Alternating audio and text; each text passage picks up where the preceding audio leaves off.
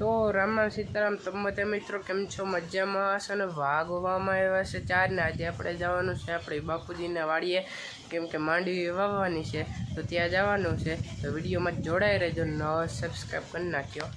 તો મિત્રો આપણે વાડીએ પહોંચી ગયા છે ને વાવવાનું ચાલુ થઈ ગયું છે, તો વિડીયોમાં જોડાઈ રહેજો.